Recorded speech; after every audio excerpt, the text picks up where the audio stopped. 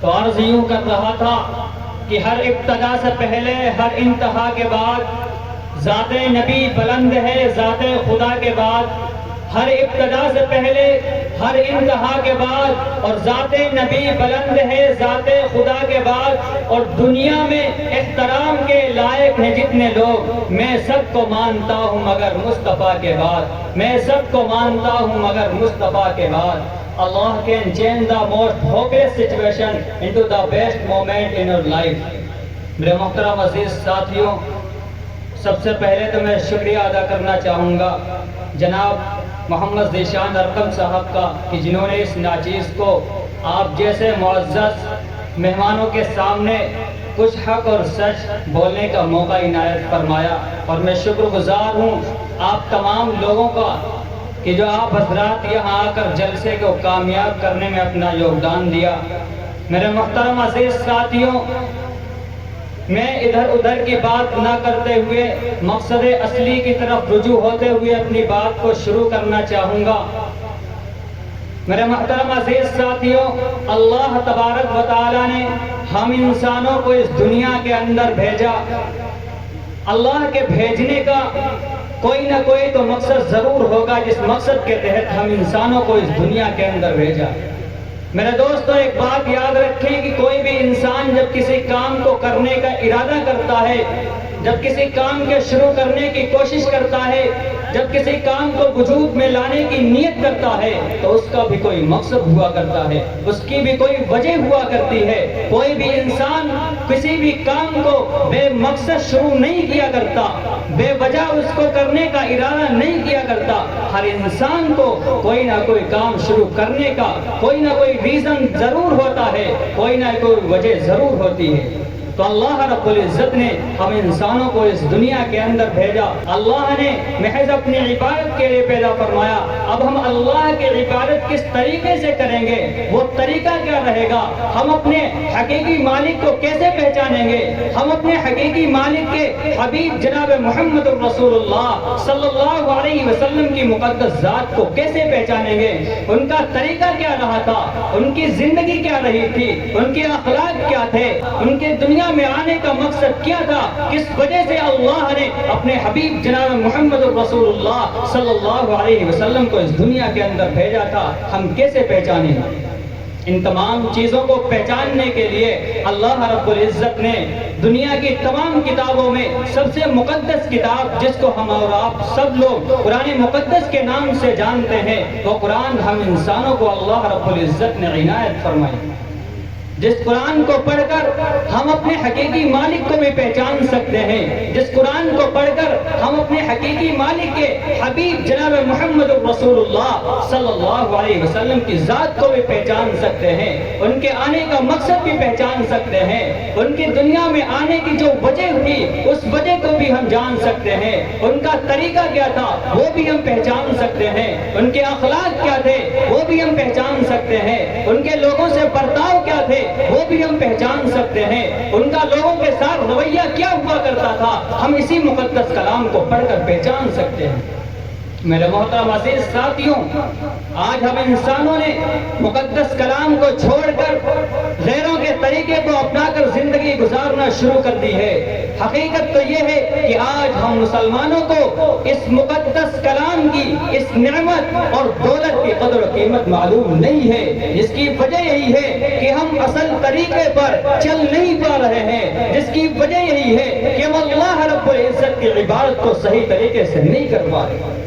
کیونکہ قرآن مقدس جس کلام کو ہماری رہنمائی کے لیے نازل کیا، آج اسی کلام کو ہم چھوڑ کر اللہ کی عبادت کرنا چاہ رہے ہیں، نہیں کر پا رہے ہیں۔ بہت سے ایسے لوگ ہیں جن کو اللہ کی عبادت کرنے کا طریقہ معلوم نہیں ہے، وہ کرنا چاہتے ہیں لیکن نہیں کر پا رہے ہیں۔ اس کی بھی وجہ یہی ہے کہ ان لوگوں نے قرآن کی تعلیم سے دوری بنا رکھی ہے، ان لوگوں نے قرآن مقدس کو پڑھنا چھوڑ رکھا ہے، جس کی وجہ پر، جس کی بنیاد پر وہ اللہ کی عبادت صحیح طریقے سے نہیں کر پا رہے۔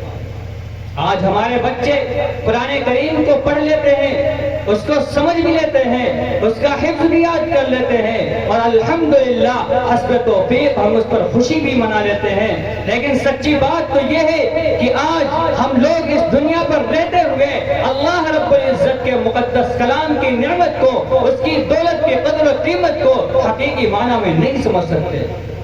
کیوں؟ اس کی وجہ یہی ہے کہ اللہ تبارک و تعالیٰ نے اپنی مقدس کتاب، اپنا مقدس کلام ہم کو گھر بیٹھے بٹھائے عنایت فرما دیا۔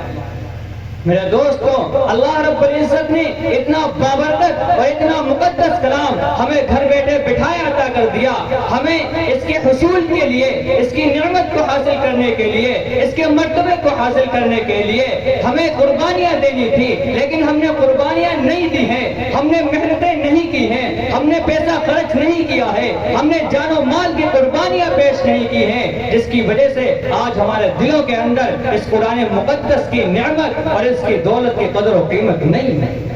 میرے دوستوں، اس پاکیزہ کلام کی نعمت اور اس کی دولت کا ان لوگوں سے پوچھئے، ان لوگوں سے اس کی قدر و قیمت پوچھئے، ان صحابہ اکرام رضوان اللہ تعالی علیہم اجمعین سے پوچھئے جنہوں نے اس کی ایک ایک آیت کو سیکھنے کے لیے، اس کی ایک ایک آیت کی تعلیم حاصل کرنے کے لیے اپنی جان کی قربانی دے دی، اپنے مال کی قربانی دے دی، اپنے جذبات کی قربانی دے دی، اپنے خاندان کی قربانی دے دی، حتیٰ کہ اپنی ہر اس چیز کی قربانی پیش کر دی جو ان کے نزدیک بہت عزیز ہوا کرتی تھی۔ کیوں؟ صرف اور صرف اس قرآن کریم کی ایک ایک آیت کی تعلیم کو حاصل کرنے کے لیے۔ میرے محترم عزیز دوستوں، اس قرآن مقدس کی ایک ایک آیت کو حاصل کرنے کے لیے، ایک ایک آیت کی تعلیم کو حاصل کرنے کے لیے، اس قرآن کریم کو یاد کرنے کے لیے، اس کا مقصد جاننے کے لیے اپنی جانوں کی قربانی دے دی، اپنے اہل و عیال کی قربانی دے دی، اتنی محنت و مشقت کے ساتھ اس قرآن کریم کو سیکھا ہے، ہم اور آپ اس کا اندازہ نہیں لگا سکتے۔ میرے دوستو، یہ کلام بہت ہی مقدس اور پاکیزہ کلام ہے۔ اس کلام کی دولت کی نعمت اور اس کی قدر و قیمت ان صحابہ کرام سے پوچھئے جنہوں نے اس کی ایک ایک آیت کو سیکھنے کے لیے اپنی ہر اس چیز کو قربان کر دیا جو ان کے نزدیک بہت پیاری اور عزیز ہوا کرتی تھی۔ صحیح بخاری میں ایک واقعہ آتا ہے کہ ایک صحابی حضور علیہ السلام کے زمانے میں تھے۔ آپ علیہ السلام کے زمانے میں چھوٹے سے بچے تھے اور وہ مدینہ طیبہ سے بہت دور فاصلے پر ایک بستی میں رہا کرتے تھے، جس کی وجہ سے وہ مدینہ طیبہ آسانی سے نہیں پہنچ پاتے تھے۔ مدینہ طیبہ ان کا آنا جانا بہت مشکل ہوا کرتا تھا۔ وہ مسلمان ہو چکے تھے، لیکن علم دین حاصل کرنے کے لیے ان کی کچھ مجبوری تھی جس کی بنا پر وہ مدینہ طیبہ نہیں پہنچ پاتے تھے۔ وہ خود اپنا واقعہ بیان کرتے ہیں کہ میں ان روڈوں پر، ان سڑکوں پر چلا جایا کرتا تھا جہاں مدینہ طیبہ سے قافلے واپس آیا کرتے تھے، اور جب ان قافلوں کو میں دیکھتا تھا تو ان قافلوں والوں سے پوچھتا تھا کہ آپ مدینہ طیبہ سے واپس آ رہے ہیں۔ جب مجھے خبر ہوتی تھی کہ یہ قافلہ مدینہ طیبہ سے واپس آ رہا ہے تو میں ان ساتھیوں سے پوچھتا تھا کہ آپ میں سے کسی کو قرآن کریم کے کچھ آیتیں یاد ہیں؟ تو ان میں سے کسی کو ایک آیت یاد ہوتی، کسی کو 2 آیتیں یاد ہوتی، کسی کو 3 آیتیں یاد ہوتی۔ ان تمام لوگوں کی ایک ایک 2 3 آیتوں کو سن کر ان قافلے والوں کے پاس جا کر ان سے منتیں کر کے، سماجتیں کر کے، ایک ایک 2 آیتوں کو سن کر الحمدللہ میں نے اپنے پاس قرآن کریم کا ایک بہت بڑا ذخیرہ محفوظ کر لیا ہے۔ یہ خود صحابہ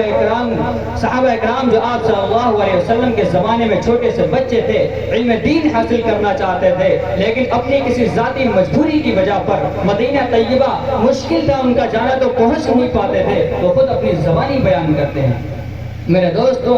اس کی قدر و قیمت ان صحابہ کرام سے پوچھئے جن کو ایک ایک آیت حاصل کرنے کے لیے، ایک ایک آیت کو جاننے کے لیے قافلہ والوں کی منتیں کرنی پڑتی تھی، سماجتیں کرنی پڑتی تھی۔ آج قرآن کریم ہمارے سامنے نہایت خوشنما مجلد کتاب کی صورت میں موجود ہے، لیکن پھر بھی ہم اس کو پڑھنے کے لیے تیار نہیں۔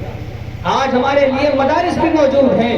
مدارس میں پڑھانے والے اساتذہ بھی موجود ہیں، ہمارا کام صرف اتنا رہ گیا ہے کہ ہم نوالے کو اٹھائیں اور اپنے منہ میں رکھیں، حلق سے نیچے اتار لیں۔ لیکن میرے دوستوں، وہ بھی جس طرح صحیح معنوں میں لقمہ اپنے حلق سے صحیح طریقے سے اتارنا تھا، وہ بھی ہم سے نہیں اتر رہا۔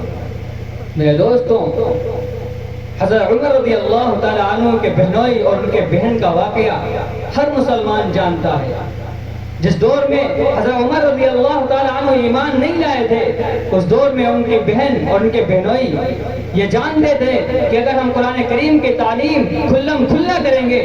سب کے سامنے پڑھیں گے، تو حضرت عمر ہم نے نہیں چھوڑیں گے، حضرت عمر ہم نے نہیں بخشیں گے، وہ ہمیں قرآن کریم کی تعلیم حاصل نہیں کرنے دیں گے، وہ ہم کو قرآن کریم پڑھنے نہیں دیں گے، وہ ہم کو سزا دیں گے۔ اس لیے ایک مرتبہ حضرت عمر رضی اللہ تعالیٰ عنہ حضور اکرم صلی اللہ علیہ وسلم کے قتل کے ارادے سے جا رہے ہیں۔ کسی نے کہا ارے عمر کہاں جا رہے ہو، کہاں جا رہے ہو؟ تم تو لوگوں کو اسلام کی تعلیم حاصل کرنے سے روکتے ہو، تم تو لوگوں کو قرآن کی تعلیم حاصل کرنے سے روکتے ہو، تم تو نبی علیہ السلام کے بتائے ہوئے طریقے پر لوگوں کو چلنے سے روکتے ہو، تم دشمنی ادا کرتے ہو، تم اسلام کو آگے بڑھنے نہیں دینا چاہتے ہو، تم قرآن کی تعلیم لوگوں کو حاصل کرنا نہیں دینے چاہتے ہو، لیکن تم اپنے گھر کی خبر کیوں نہیں لیتے جہاں تمہارے بہن اور بہنوئی نبی علیہ السلام پر فدا ہو چکے ہیں، نبی علیہ السلام پر اپنی جان نچھاور کر رہے ہیں، قرآن کریم کی تعلیم حاصل کر رہے ہیں، رسول اللہ کے طریقے پر چل رہے ہیں، اپنے اللہ کے احکام کو پورا کر رہے ہیں، تم اپنے گھر کی کیوں خبر نہیں لیتے؟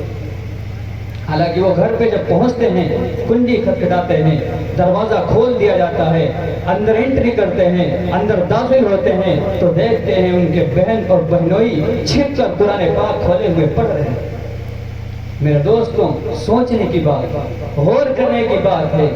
اتنی مشکل حالات میں، اتنے مشکل دور میں انہوں نے قرآن کریم کی تعلیم حاصل کی ہے، چھپ چھپ کر قرآن کریم کو پڑھا ہے۔ آج ہمارے سامنے قرآن کریم نہایت خوشنما مجلد کتاب کی صورت میں موجود ہے، پورا کا پورا قرآن کریم موجود ہے، مدارس موجود ہیں، پڑھانے والے موجود ہیں، کھلم کھلا پڑھنے کی ہمیں پوری آزادی ہے، پھر بھی ہم قرآن کریم کی تعلیم حاصل نہیں کر رہے۔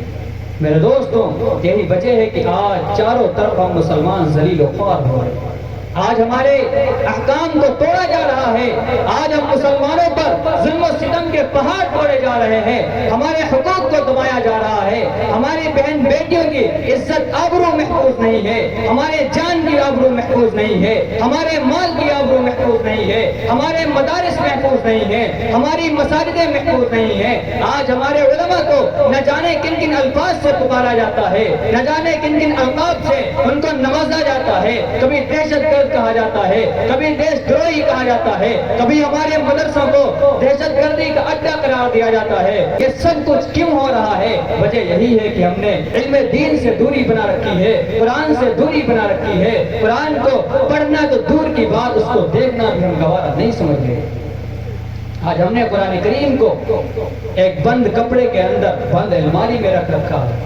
ہم یہ سمجھنے لگے کہ قرآن کریم صرف برکت کے لیے نازل ہوا، صرف قرآن خوانی کے لیے نازل ہوا، صرف اپنے شو روم میں، اپنے شوق میں، اپنے مکانوں میں، اپنے اپنے گھروں میں قرآن کریم برکت پڑھنے کے لیے نازل کیا گیا ہے۔ نہیں نہیں مسلمانوں، یہ قرآن کریم ہمیں حلال و حرام کا پتہ حاصل کرنے کے لیے نازل کیا گیا، ہماری رہنمائی کے لیے نازل کیا گیا، توحید خداوندی جاننے کے لیے نازل کیا گیا، رسول کریم صلی اللہ علیہ وسلم کی ذات اقدس کو جاننے کے لیے نازل کیا گیا۔ ہم اس بات کو کیوں نہیں سمجھتے؟ میرے دوستوں، اللہ رب العزت ارشاد فرماتا ہے قد افلح، یقیناً وہ آدمی کامیاب ہو گیا۔ آج ہم نے اسلامی تعلیم کو چھوڑ کر، قرآن کی تعلیم کو چھوڑ کر غیروں کے طریقے کو اپنا رکھا ہے، اور ہم اپنے آپ کو بڑا کامیاب سمجھتے ہیں، اپنے آپ کو بڑا سکسیسفل انسان سمجھتے ہیں۔ میرے دوستوں یاد رکھیں، اسلامی تعلیم کو چھوڑ کر اگر ہم غیروں کے طریقے کو اپنائیں گے، ان کے طریقے کو ہم کامیاب سمجھیں گے، ان کے طریقے کو ہم سکسیسفل سمجھیں گے، تو یاد رکھیں کل یہی کامیاب طریقہ جس کو ہم کامیاب سمجھ رہے ہیں، کل یہی طریقہ ہمیں جہنم میں لے جانے کا ایک ذریعہ بن جائے گا، ہمیں جہنم میں لے جانے کا ایک بہت بڑا ذریعہ بن جائے گا، جہنم میں گھسیٹ کر ہمیں لے جانے کا ایک سبب بن جائے گا۔ میرے دوستوں، اس لیے ہماری زندگی کے اندر قرآن کی تعلیم، علم دین بہت ضروری ہے۔ اگر ہم ان چیزوں سے دور رہیں گے، اگر ان چیزوں کو ہم چھوڑتے رہیں گے، لاپرواہی برتتے رہیں گے، غفلت بھری زندگی گزارتے رہیں گے، تو یاد رکھیں نہ ہم دنیا میں کامیاب ہو پائیں گے، نہ آخرت میں کامیاب ہو پائیں گے۔ میرے دوستوں، اللہ رب العزت نے آخرت میں جنت اور جنت کی نعمتیں جو بنا رکھی ہے، وہ ہر انسان کے لیے نہیں، عام آدمی کے لیے نہیں، بلکہ اپنے چہیتے بندوں کے لیے بنا رکھی ہے۔ اور ہم سوچتے ہیں کہ ہم اللہ کے چہیتے کیسے بنیں گے؟ اللہ کے قریبی کیسے بنیں گے؟ ہمیں اللہ کے احکام کو جاننا ہوگا، ہمیں اللہ کے احکام کو پورا کرنا ہوگا، ہمیں رسول اللہ کے بتائے ہوئے طریقے پہ چلنا ہوگا، ہمیں رسول اللہ کے بتائے ہوئے طریقے پہ چلنا ہوگا اور دوسروں کو بھی چلانا ہوگا، ہمیں رسول اللہ کی سنتوں کو فالو کرنا ہوگا، ہمیں رسول اللہ کی سنتوں کو اپنانا ہوگا، تب جا کے ہم اللہ کے چہیتے اور قریبی بنیں گے۔ میرے دوستوں، صحابہ کرام نے جس طریقے سے اللہ رب العزت کے احکام کو اپنایا تھا، صحابہ کرام نے جس طریقے سے رسول اللہ صلی اللہ علیہ وسلم کی سنتوں کو اپنایا تھا، ہم اپنے آپ پر غور کریں، اپنے گریبان میں جھانک کر دیکھیں کہ ہم بھی جس طریقے سے صحابہ کرام نے سنت رسول کو زندہ کیا تھا، احکام الہی کو پورا کیا تھا، کہ ہم بھی اس پہ کھرے اتر رہے ہیں یا نہیں اتر رہے۔ میرے دوستوں، سوچنے کی بات، صحابہ کرام کے واقعات کو پڑھیے، ان کی زندگی کو کھنگالیے، ان کی سیرت کو پڑھیے، تب جا کے ہم جانیں گے کہ صحابہ کرام نے علم دین سیکھنے کے لیے، احکام الہی پوری کرنے کے لیے کیا کیا قربانیاں پیش کی تھیں۔ صحابہ کرام کے واقعات میں سے ایک واقعہ حضرت حذیفہ بن یمان رضی اللہ تعالیٰ عنہ کو ملتا ہے۔ وہ جب اپنا قافلہ لے کر ایران کو فتح کرنے کے لیے پہنچتے ہیں تو وہاں کے بادشاہ سے ان کی ملاقات ہوتی ہے۔ بادشاہ ان کو دسترخوان پر بلاتا ہے، ان کو اپنے دسترخوان پر انوائٹ کرتا ہے، ان کی دعوت دیتا ہے۔ صحابہ اکرام وہ حضرت حذیفہ بن یمان رضی اللہ تعالی عنہ کا قافلہ جب وہاں پہنچتا ہے اور خود حضرت حذیفہ بن یمان رضی اللہ تعالی عنہ پہنچتے ہیں تو ان کو دسترخوان پر بلایا جاتا ہے، بٹھایا جاتا ہے، سب لوگ بیٹھ جاتے ہیں، شاہی دسترخوان لگا ہوا ہے، شاہی اشیاء موجود ہیں، شاہی کھانے موجود ہیں، شاہی لوگ کھا رہے ہیں۔ حضرت حذیفہ بن یمان رضی اللہ تعالیٰ عنہ کا قافلہ بھی کھا رہا ہے اور خود حضرت حذیفہ بن یمان رضی اللہ تعالیٰ عنہ کھانا تناول فرما رہے ہیں۔ ان کے ہاتھ سے لقمہ دسترخوان پر گر جاتا ہے اور حضرت حذیفہ بن یمان رضی اللہ تعالیٰ عنہ اپنے گرے ہوئے لقمے کو اٹھا کر، یعنی سنت رسول زندہ کرنا چاہتے ہیں، اس لقمے کو اٹھا کر کھانا چاہتے ہیں۔ شاہی دسترخوان لگا ہوا ہے، شاہی لوگ کھا رہے ہیں۔ پاس والا کوہنی مار کر کہتا ہے، حضرت آپ یہ کیا کر رہے ہیں؟ یہ تو بادشاہ کے دسترخوان کی توہین ہو جائے گی۔ بادشاہ دیکھے گا تو یہ سمجھے گا کہ یہ تو حریص لوگ ہیں، یہ تو لالچی لوگ ہیں، یہ تو کھانے کے نقیدے ہیں، یہ تو کھانے کے حریص اور لالچی ہیں۔ تو اس وقت حضرت حذیفہ بن یمان رضی اللہ تعالی عنہ نے جو جواب دیا تھا وہ جواب سننے کے لائق ہے۔ میرے دوستوں، کیا جواب تھا؟ حضرت حذیفہ بن یمان رضی اللہ تعالی عنہ جواب دیتے ہیں کہ اگر لوگ ہمیں حریص سمجھتے ہیں تو سمجھتے رہیں، ہمیں لالچی سمجھتے ہیں تو سمجھتے رہیں، ہم کچھ بھی کر لیں گے، لالچی سمجھیں گے سمجھا لیں گے، ہمیں حریص سمجھیں گے ہم مان لیں گے، لیکن اپنے حبیب جناب محمد رسول اللہ صلی اللہ علیہ وسلم کی سنت کو نہیں چھوڑ سکتے۔ یہ تھے صحابہ کرام، یہ تھی ان کی زندگی، یہ تھا ان کا اتباع سنت، اتباع رسول، یہ تھی ان کی زندگی کہ انہوں نے اپنے آپ کو حریص بھی منوا لیا، اپنے آپ کو لالچی بھی منوا لیا، لیکن رسول اللہ صلی اللہ علیہ وسلم کی ایک چھوٹی سی سنت کو چھوڑنا نہیں چاہتے، چھوڑنا گوارا نہیں سمجھ رہے۔ یہ صحابہ اکرام تھے کہ جنہوں نے حضور اکرم صلی اللہ علیہ وسلم کی ایک ایک سنت کو زندہ کرنے کے لیے اپنی جان کی قربانی بھی پیش کر دی تھی۔ میرے دوستوں، آج ہم نبی کریم صلی اللہ علیہ وسلم کی سنتوں کو چھوڑ کر اپنے آپ کو کامیاب سمجھ رہے ہیں۔ یہی وہ صحابہ تھے جنہوں نے رسول کریم صلی اللہ علیہ وسلم کی چھوٹی سی چھوٹی بھی سنت کو پورا کر کے، زندہ کر کے دنیا اور آخرت دونوں جہان میں کامیاب ہو گئے۔ اور آج ایک ہم ہیں کہ رسول اللہ کی سنت کو چھوڑ کر، رسول اللہ کے طریقے کو چھوڑ کر غیروں کے طریقے کو اپنا کر اپنے آپ کو بڑا کامیاب سمجھتے ہیں۔ اللہ رب العزت نے قرآن کریم کے اندر ارشاد فرمایا، قد افلح، یقیناً وہ آدمی کامیاب ہو گیا۔ اب کامیابی اور ناکامی کا معیار جو ہم نے متعین کر رکھا ہے اس اعتبار سے نہیں، بلکہ کامیابی اور ناکامی کا معیار جو اللہ رب العزت کی طرف سے متعین کردہ ہے اس اعتبار سے۔ ہمارے یہاں کامیاب وہ آدمی ہوتا ہے، ہماری نظروں میں کامیاب وہ آدمی ہوتا ہے، ہمارے معاشرے میں کامیاب وہ انسان ہوتا ہے ہماری سوسائٹی میں سکسیسفل انسان وہ ہوتا ہے جس کے پاس دنیا کی دولت ہو، جس کے پاس دنیا کے عیش و آرام ہو، جس کے پاس دنیا کے عہدے اور اقتدار ہو، جس کے پاس دنیا کی دولت ہو، دنیا کا جاہ و مال ہو، جس کی زندگی عیش و آرام سے گزر رہی ہو، جس کے پاس دنیا کے اعتبار سے کوئی تکلیف نہ ہو، کوئی پریشانی نہ ہو، کوئی مصیبت نہ ہو، جس کے پاس دنیا کے اعتبار سے کوئی کسی قسم کی ٹینشن نہ ہو، ہماری نظروں میں وہ آدمی کامیاب ہے۔ لیکن نہیں، اللہ کی نظروں میں آپ کی زندگی چاہے جسے گزر جائے، دنیا میں غریب ہونا، دنیا میں پریشان ہونا، دنیا میں مفلس ہونا، دنیا میں تنگ دست ہونا، دنیا میں بھوکا مر جانا، دنیا میں قتل ہو جانا، یہ اللہ کے یہاں ناکامی کا معیار نہیں ہے۔ ورنہ اللہ کے سب سے حبیب بندے جن کو انبیاء کہا جاتا ہے، کوئی مفلس رہا تو بتاؤ کیا وہ ناکام تھا، کوئی تنگ دست رہا تو بتاؤ کیا وہ ناکام تھا، کوئی غریب رہا، کوئی تنگ دست رہا، کوئی بھوکا مر گیا، کوئی قتل ہو گیا، کوئی ایڑیاں رگڑ رگڑ کر مر گیا، کوئی بیماریوں میں ایوب علیہ السلام کی طرح تڑپ تڑپ کر مر گیا، تو بتاؤ کیا وہ ناکام تھا؟ نہیں نہیں، اللہ کے یہاں ناکامی اور کامیابی کا معیار وہ ہرگز نہیں ہے جو ہمارے یہاں ہے، جو ہمارے معاشرے میں ہے، جو ہماری سوسائٹی میں ہے، جو ہماری نظروں میں ہے۔ اللہ کے یہاں وہ کامیابی اور ناکامی کا معیار ہرگز نہیں ہے۔ میرے محترم عزیز ساتھیوں، اللہ کے یہاں کامیاب وہ آدمی ہے، اللہ کے یہاں سکسیسفل انسان وہ ہے جس کو اللہ نے اس دنیا کے اندر زندگی عطا کی۔ اس نے اپنی زندگی اپنی مرضی کے مطابق نہیں بلکہ رب چاہی زندگی گزاری۔ اس نے اللہ کے احکام کو پورا کیا، رسول اللہ کی سنتوں کو زندہ کیا، مسجدوں کو آباد کیا، مدرسوں کو آباد کیا، پڑوسیوں کا خیال رکھا، مریضوں کی عیادت کی۔ جس نے ان تمام چیزوں کو پورا کیا اور اپنے دل کے اندر محض اللہ کی محبت پیدا کر لی، وہ انسان اللہ کی نظروں میں یقیناً کامیاب ہو گیا۔ اور وہ آدمی جس کو اللہ نے زندگی عطا کی،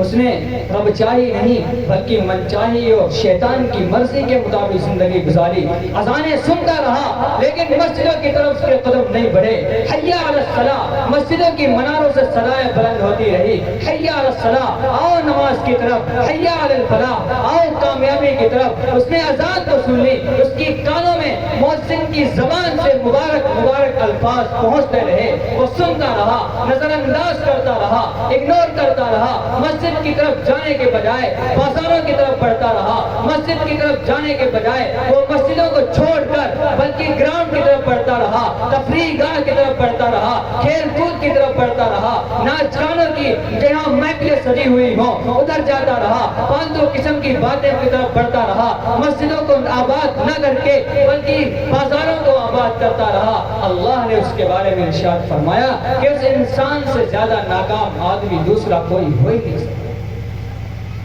تو میں عرض یوں کر رہا تھا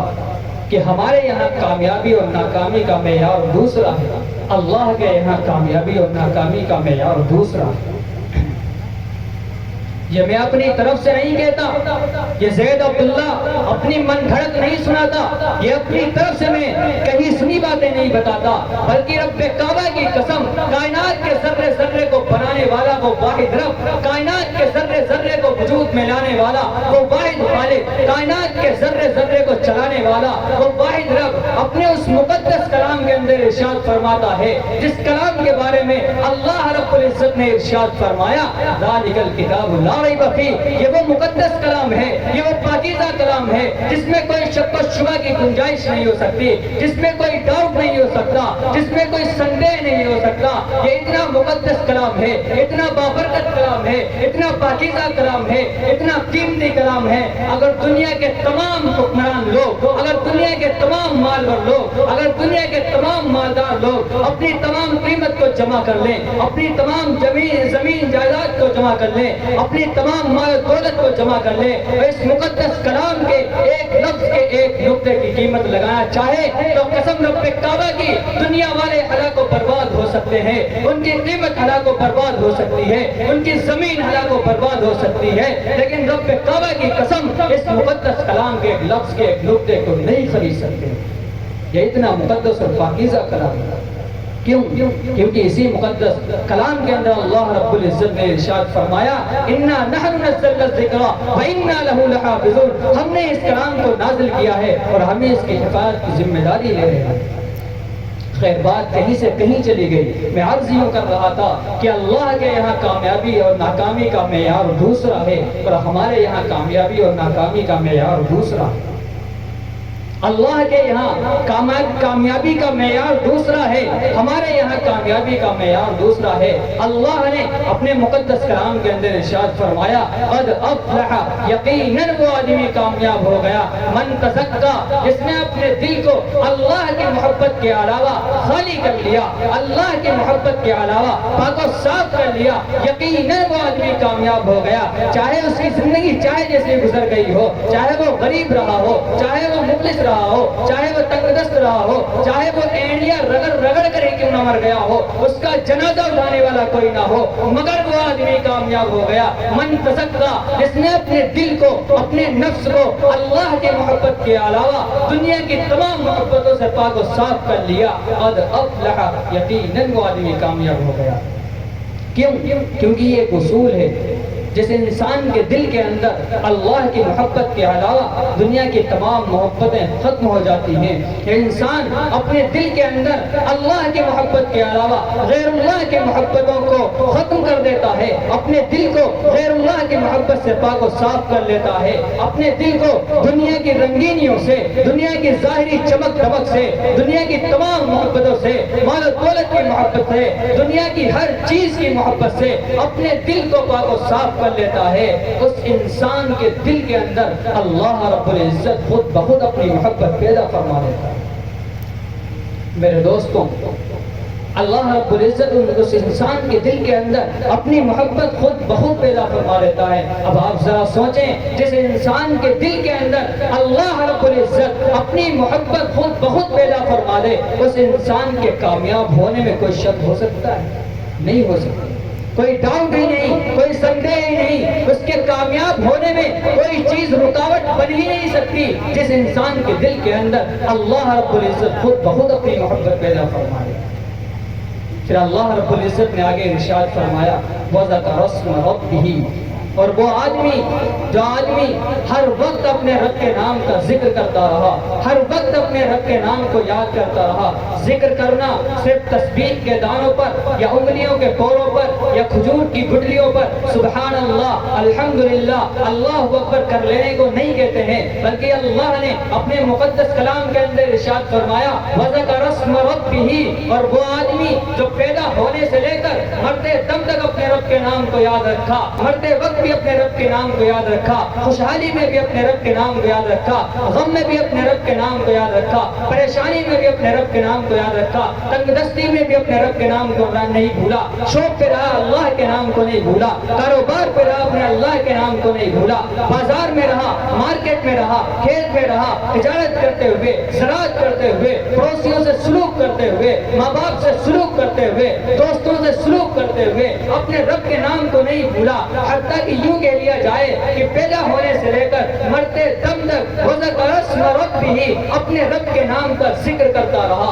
اپنے رب کے نام کو یاد کرتا رہا، فَصَلَّى، اور 5 وقت نماز پڑھتا رہا۔ اللہ نے صاف اعلان کر دیا قد افلح، یقیناً وہ آدمی کامیاب ہو گیا۔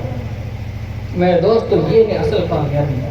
یہ ہے اصل کامیابی جو اللہ کی نظروں میں ہے، اصل وہی کامیابی ہے جو اللہ کی نظروں میں ہے۔ ہم لوگوں کی نظروں میں کتنا ہی کامیاب کیوں نہ ہو جائیں، کتنا ہی مرتبے حاصل کیوں نہ کر لیں، کتنی ہی مال و دولت ہم کیوں نہ جمع کر لیں، ہم کچھ بھی کر لیں، لیکن اگر اللہ کی نظروں میں ہم ناکام ہو گئے، اللہ کی نظروں میں ہم کامیاب نہیں ہوئے، تو میرے دوستو یہ ہمارے لیے بہت بڑے خسارے کی بات ہے۔